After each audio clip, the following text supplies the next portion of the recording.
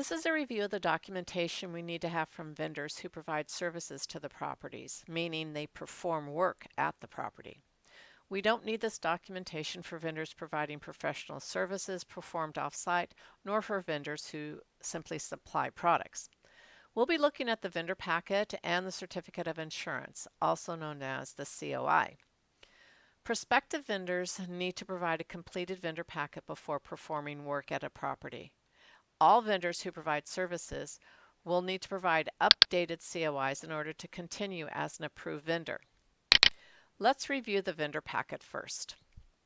The vendor packet consists of the memorandum, which explains a little bit about Pan American, and it lists the items that the vendor needs to provide that is contained in this vendor packet.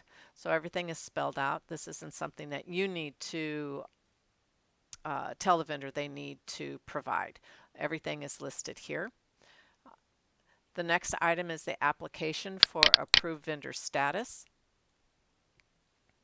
And here, let me scroll this way. The W-9 form, they need to provide that. They only need to provide this top part. There are a lot of other pages within here. It's a government form, what can I say? And then the last item is the service agreement. What you'll be responsible for is making sure that in the service agreement that everything is filled out. They don't leave blank spaces. We need to make sure that everything is completely filled out. The W-9, again, everything is filled out, and here we go. Let's scroll back up. Here we go. There we go. And that it's signed. It needs to be signed. And then the next thing is, I just want to let you know that our previous vendor packet did have a waiver for workers' comp, but we no longer provide that to the vendor. And let me go ahead and read to you what our insurance agent wrote to let us just know how important it is that we take a serious look at workers' comp requirements. So he said that often a vendor declares that he doesn't have employees, yet will hire other subcontractors or casual labor, such as Home Depot, to assist him. And if these subs or casual laborers are injured while working for an uninsured vendor, Pan American's workers' comp would be liable to pay for the injuries.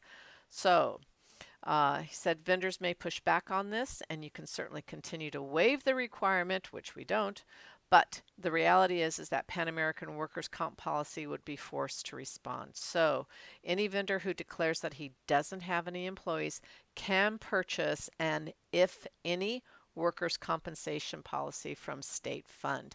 So that's how we would address that issue for workers' comp. Next, let's go ahead and prospective vendor requests can come from multiple departments. They can come from the manager who'd been directed by the supervisor to find a vendor. They could come from a supervisor, or it could come from the maintenance department. But what's important to remember is that all prospective vendor requests need to be sent directly to invoices@pappinc.com. They are the people who will work directly with the vendor to ensure that the updated forms are used and that all required documents are sent in. Next, let's go ahead and take a look at the COI.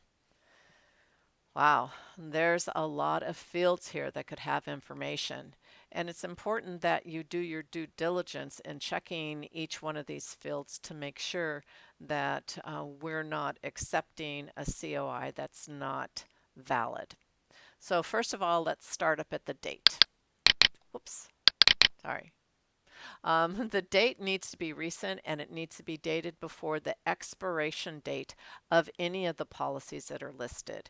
Those policy dates are listed in both of these columns. One, the date of the actual policy, and then the date the policy expires. So that's the first thing that you're going to check. The next thing is the insurance company is going to be sending this directly to you.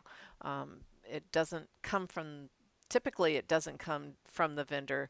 They send it directly on. So their name is listed here under the producer. The insurers affording the coverage here, insured. This is the actual name of um, the vendor themselves. So oftentimes you'll see a name that's different because they do business under a AKA. So you definitely need to make sure that you check what's listed here with the rest of your documentation. Everything needs to match. Next, let's take a look at the type of insurance coverage here. So we have our general liability insurance. This box needs to be X'd off if the certificate is for commercial general liability. You need to make sure that here are two columns here. One is additionally insured, and the next column here is the waiver of subrogation, which is just one of those terms that if you want to learn more about it, go ahead and look it up. The important thing to note is that we require all of our vendors to have both the property and Pan American listed as an additional insured, and we also require to have a waiver of subrogation for both the general liability and for workers' comp. Okay, so additional insured doesn't apply here. As you can see, it says NA. Next, let's see. As far as the occurrence goes, this should be crossed off.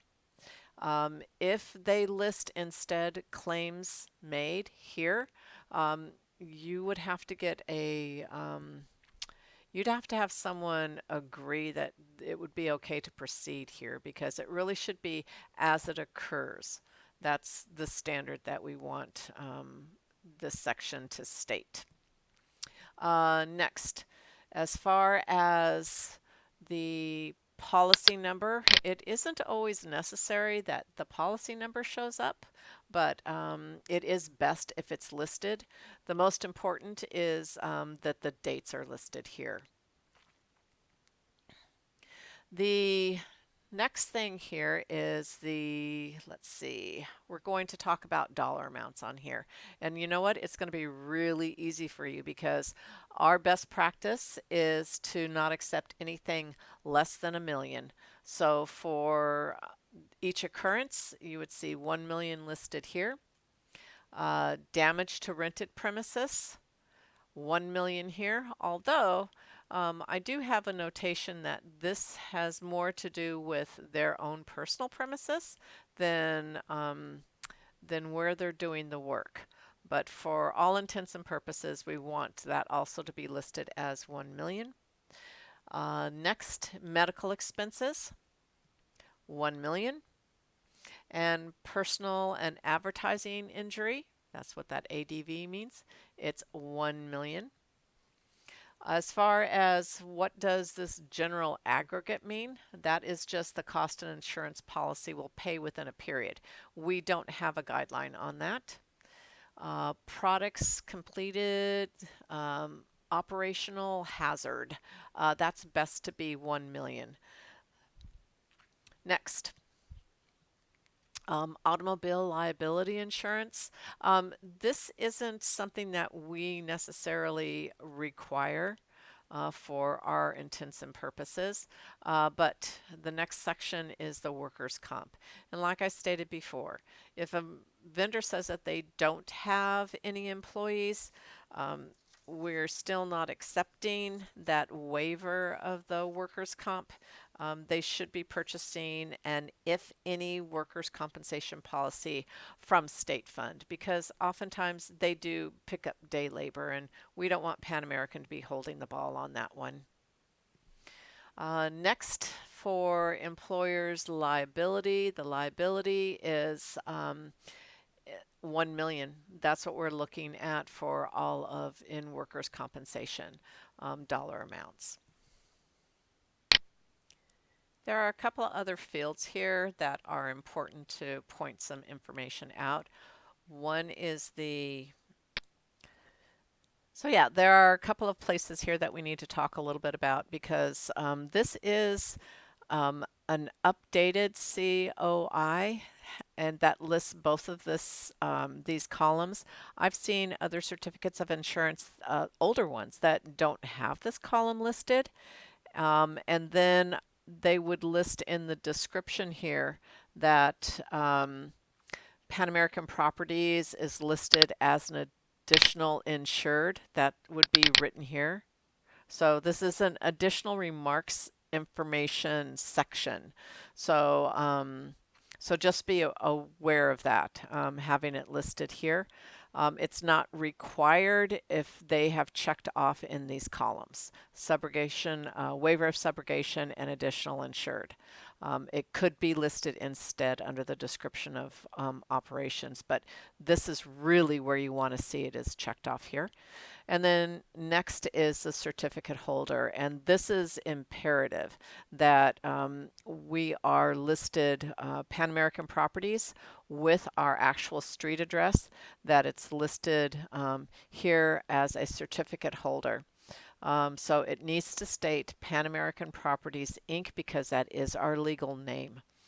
And then the next thing is we need to make sure that it has a signature. And again, this is going to be the signature of the insurance company that submitted it, not the signature of the actual vendor themselves, because they cannot change anything on this form. And that's important to remember. So let's take a look at a couple of COIs that have been altered that are not valid. I think that that would be beneficial to you. So here, how do you know if something's not valid? Well, let's see. This is coming from Paychex Insurance Company. This is the vendor here, and the kinds of insurance that they have listed here. This right here. Do you see that policy number? This needs to be, this sticks out like a sore thumb because it shouldn't be in a different kind of a font than the other fonts that are listed here. So that's going to give you a real fast clue that something is not right. Next, something else that you just want to make sure we talked about in dates. So here is the date that this was submitted on 8/15. Look how fast this policy is going to expire. So, or did, sorry, it did expire. Whoops. 8/15 and, oh, it's expiring on 10/19. So it doesn't have long to go before it does expire. My bad. Next, but the biggest thing is look at this account number. That shouldn't be listed in there at all. And you can see here Pan America is listed additionally insured. They don't, they had it crossed here. The waiver of subrogation was not checked off here. And then of course the certificate holder is listed correctly here. So that part is good. Another example of something that has been altered is this particular one. It's kind of a big flag if the date here is the same date that the policy takes effect. You just don't see that happening. And next is, again, this policy number right here is a complete different font than what was entered in the other locations. So the certificate of insurance comes through with you can't you actually can't alter it. So it's a protected document that is not alterable. So that's why I say it. If you're able to click on it and change something on it, something is definitely wrong because the COIs are actually locked down. So that pretty much wraps up the review of certificates of insurance and the vendor packet. The most important thing to remember is that everything does need to be filled out. Everything does need to match. And If you have any questions, make sure that you reach out and ask those questions. It's important that we have valid vendors that are on the property in case anything happens. As far as the dollar amounts, the settings, they're listed on this paperwork, plus they're also listed on the printout of the instructions that you already have. Thanks for watching.